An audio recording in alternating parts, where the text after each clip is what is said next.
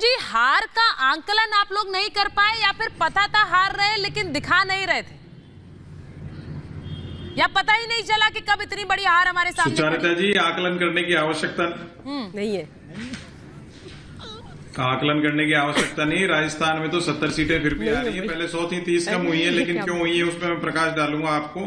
मध्य प्रदेश में जरूर आ रहे हैं, छत्तीसगढ़ की आशा नहीं थी, उसमें आ रहे हैं। देखिए, कांग्रेस के हारने का कारण है कांग्रेस खुद ही है।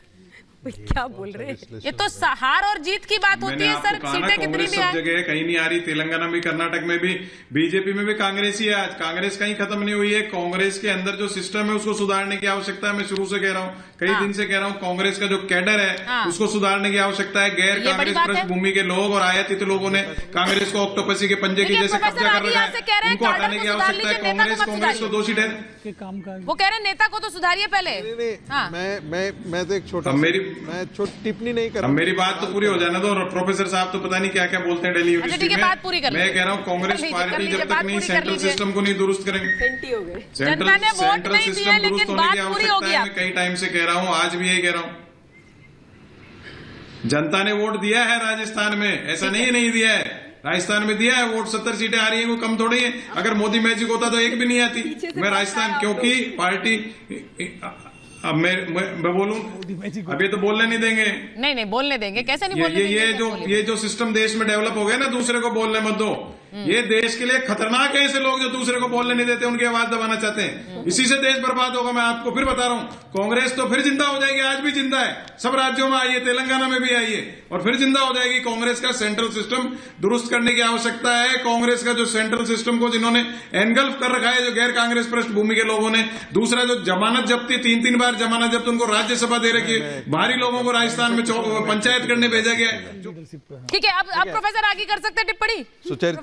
सुचरिता वो इशारा ठीक कर रहे हैं। दरअसल राहुल गांधी जितने जो हैं, राहुल गांधी के सारे सलाहकार लगभग सब वामपंथी हैं। जो मूल कांग्रेस की धारा थी उससे सब हटे हुए हैं, एंड पूरे वो हटे हुए हैं। नतीजा ये है कि राहुल गांधी को जब वामपंथी नारे मिलते हैं तो वो लपक लेते हैं। उनको लगता है कोई नया आइडिया आया है। अभी भी राहुल गांधी हारने के बावजूद भी राहुल गांधी जी ने ट्वीट किया है और कहा कि भाई विचारधारा की लड़ाई चलती रहेगी। कौन सी विचारधारा है? कांग्रेस के पास कोई विचारधारा है क्या?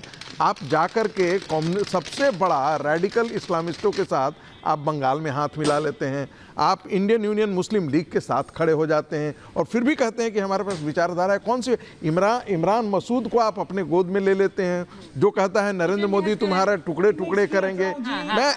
इन्होंने अटल जी ने जिन सांसद महोदया महबूबा मुफ्ती जी को अपने मंच पे नहीं आने दिया था, जिनको अपरोक्ष रूप से उन्होंने आतंकवादियों के समर्थन करने वाली पार्टी कहा था भाजपा ने, उसके साथ सरकार बना लेते हैं। सरकार बनाने के बाद उसका परिणाम देखिए क्या हुआ। देखिए, वामपंथ एक विचारधारा है, काम कर रही है। अच्छा, बहुत से तो ऐसे जेएनयू में क्या है, जेएनयू भी देश के लिए काम कर रहे हैं, वहां से निकले हुए लोग। अच्छा, अंदर खाने भाटी जी सेक्रेटरी बने, आईएएस बने, आईपीएस बने। देखिए कितना डुबाएंगे आप से। आपका विश्लेषण होता है। एक छोटी सी चीज पूछना चाहती हूँ।